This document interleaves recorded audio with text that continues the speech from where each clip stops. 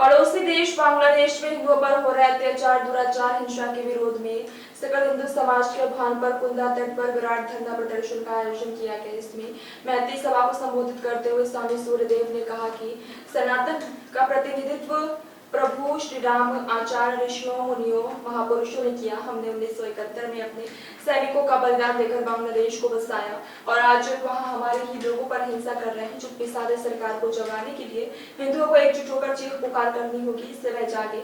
सभा में बतौर वक्ता भारती दीदी ठाकुर, 1008 नर्मदानंद वाजपेयी, महाराज ओंकारेश्वर रूप सिंह, बाबा गायत्री परिवार ने सभी को संबोधित करते हुए हिंदुओं जात पात से परे जाकर संगठित रहने का संदेश दिया। सुश्री ठाकुर ने कहा कि आज देश को जब और सीमाएं सुरक्षित नहीं है, इसलिए आने वाले संकट के समय हम सभी को एक दूसरे की ढाल बनना है। खासकर बेटियों को आत्मरक्षा का प्रशिक्षण जरूर दे। खरगोन से राहुल मालवीय की रिपोर्ट।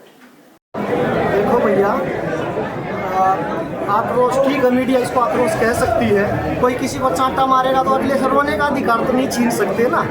ये तो हिंदू समाज एक निरीह हिंदू समाज है, जिसका कोई मालिक नहीं है, कोई अगुवा नहीं है। वो बेचारा अपनी पीड़ा साझा करने के लिए इकट्ठा हुआ है। आम आदमी क्या कर सकता है? वोट दे सकता है। हमने वोट दे के जिनको चुना, जिनको सत्ता तक पहुंचाया, 10-11 साल हो गए हैं। एक महाशक्ति देश के प्रधानमंत्री हैं, तो उन लोगों को अपनी ताकत दिखानी चाहिए। और जहाँ भी हिंदुओं पर अत्याचार हो रहे हैं, विशेषकर अभी जैसे बांग्लादेश में, तो उसको अत्याचार नहीं कह सकते, सामूहिक जेनोसाइड है। जैसे कश्मीर में हुआ है, जैसे विभाजन के समय हुआ, ऐसे जेनोसाइड हो रहा है। ज्ञापन में तो हमने 1-2 लोगों के नाम लिखे, क्योंकि सब लोगों के नाम लिखेंगे तो इतना मोटा ग्रंथ हो जाएगा।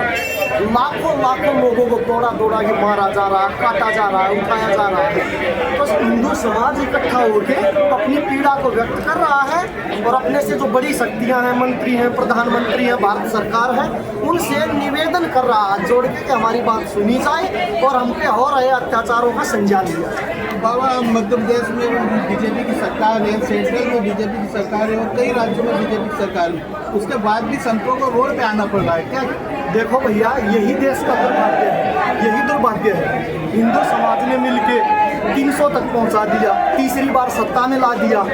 कहीं ना कहीं ठीक है, अच्छे काम खूब हो रहे हैं, लेकिन कहीं ना कहीं एक सूर्य भी होना चाहिए राजा के अंदर। जैसे अमेरिका का कोई एक व्यक्ति मारा जाए तो वो लोग तुरंत स्टेटमेंट देते हैं कि ये एक व्यक्ति पे नहीं, अमेरिका पे हमला है। तो भारत को ये वाला स्टैंड भी लेना पड़ेगा कि कहीं भी भारत से बाहर पूरे विश्व में एक तो देश बचा है हिंदुओं का।